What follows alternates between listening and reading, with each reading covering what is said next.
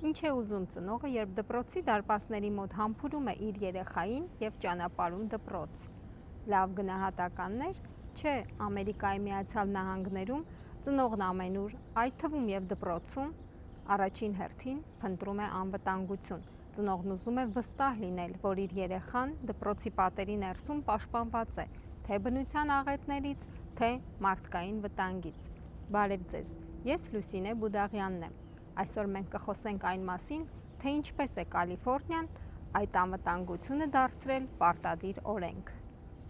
Կալիֆորնիայում դպրոցը նախևառաջ սկսվում է պատնեշներից, թվային կողպեքներից և խստագույն կանոններից, որովհետև առանց անվտանգության կրթությունն այստեղ անհնար է։ 2025 թվականից սկսած էլ երեխաները դպրոց են մտնում նույնականացման քարտերով։ Այս նահանգում, Կալիֆորնիայում, որը նաև երկրաշարժի ակտիվ գոտի է, դպրոցներում սեղանը պարզապես կահույք չէ։ Երկրաշարժի ժամանակ այն տանիք է, վտանգավոր մարդու ներխուժման դեպքում սեղանը դառնում է պաշտպանիչ վահան։ Այստեղ երեխան կարող է չիմանալ մաթեմատիկական աղյուսակը, բայց հաշված րոպեների ընթացքում կարող է մտնել սեղանի տակ և անձայն պատսպարվել։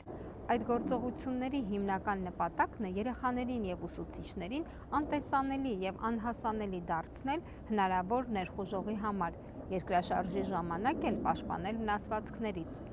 Այդ կանոնները երեխաները սովորում են մանկապարտեզից սկսած։ Կալիֆորնիայում անվտանգությունը սովորեցնում է ոչ թե վախենալ, այլ պատրաստ լինել։ Այդ նպատակով դպրոցներում պարբերաբար անցկացվում են վարժանքներ։ Մասնագետներն ասում են, այդ վարժանքների հիմնական նպատակը երեխաների մոտ մկանային հիշողություն ստեղծելն է, որպեսզի իրական վտանգի պահին խուճապը հասցվի նվազագույնի։ Հենց հնչում է տագնապի ազդանշանը, ուսուցիչն անմիջապես կողպում է դասասենյակի դուռը, անջատում լույսերն ու փակում վարագույրները։ Հեռախոսները պետք է լիովին անձայն լինեն, առանց վիբրացիայի։ Աշակերտները գիտեն, որ պետք է տեղավորվեն դասասենյակի այնպիսի անկյուն, որը տեսանելի չէ դռներից և պատուհաններից։ Երեխաներին սովորեցնում են նստել հատակին, պահպանել բացարձակ լռություն։ Ոչ ոք չպետք է պատասխանի դռան թակոցին կամ ձայներին, եթե նույնիսկ ինչ-որ մեկն ասում է, թե ոստիկանությունից է։ Դրա համար պետք է լինի հաստատված ազդանշան։ Եթե տագնապի պահին երեխան դասասենյակում չէ, միջանցքում է զուգարանում կամ բակում, ապա նա պետք է մտնի մոտակա բաց դասասենյակը, իսկ եթե բոլոր դռները փակ են, նա պետք է գտնի թաքստոց։ Եթե ներխուժողը մտնում է սենյակ և այլևս թաքնվելու տեղ չկա, կանոնները երեխաներին սովորեցնում են գործել միասնական և ագրեսիվ, օգտագործել ձեռքի տակ եղած իրերը, աթոռներ, գրքեր, պայուսակներ, կրակմարիչներ հարձակվողին վնասազերծելու համար։ Իսկ ինչ են անում ծնողներն այդ ընթացքում։ Կալիֆորնիայում ծնողների իրազեկվածությունը համարվում է բացարձակ առաջնահերթություն։ Եթե երեխան անգամ 1 րոպե ուշանում է դասից կամ ընդհանրապես չի ներկայանում, դասը սկսվելուց րոպեներ անց ծնողը կամ երեխայի խնամակալն այդ մասին հեռախոսազանգ են ստանում։ Ցանկացած լուրջ խնդրի դեպքում էլ առաջինն իմանում են ծնողները։ Պատկերացնում եք այն ծնողի ապրումները, որը ավտոմատ համակարգից դպրոցի արգելափակման մասին զանգ կամ SMS հաղորդագրություն է ստանում։ Որքան էլ մեծ է գլխապատար դպրոց վազելու ծնողի ցանկությունը, կանոնները ծնողներին հորդորում են չգալ դպրոց։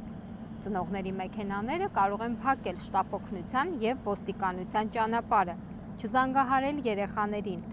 Հեռախոսի ձայնը կամ էկրանի լույսը կարող է մատնել երեխայի տեղը, այլ սպասել պաշտոնական հաղորդագրության։ Դպրոցը տեքստային հաղորդագրությամբ տեղեկացնում է իրավիճակի և երեխաներին վերցնելու վայրի մասին։ Իմ հետևում միջնակարգ դպրոց է։ Այն գտնվում է Լոս Անջելեսի դպրոցական շրջանում։ California School Dashboard պաշտոնական կայքի տվյալների համաձայն James Madison Middle School-ի ներքին կարգապահության և անվտանգության մթնոլորտը գնահատվում է շատ բարձր, հիմնվելով հիմնական ցուցանիշների վրա, թե հանրային լրատվամիջոցների և թե Լոս Անջելեսի ոստիկանության տվյալներով, այս դպրոցում բարեբախտաբար զինված կամ զանգվածային հարձակման որևէ խոշոր կամ ողբերգական դեպք երբևէ չի գրանցվել։ Քանի որ դպրոցն ունի ամբողջությամբ ցանկապատված տարածք և վերահսկվող մուտքեր, կողմնակի անձանց մուտքը դեպի մասնաշենքեր խիստ սահմանափակված է։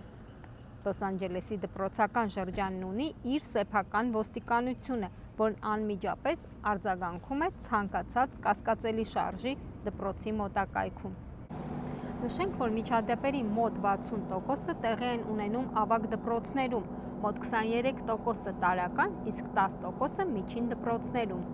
Չնայած միջադեպերի նվազմանը, Կալիֆոռնիան, Տեխասի և Թենեսիի հետ միասին դեռևս դասվում է այն նահանգների շարքին, որտեղ դպրոցներում զենքի կիրառմամբ միջադեպերի թիվը հարաբերականորեն բարձր է, պայմանավորված բնակչության մեծ թվով։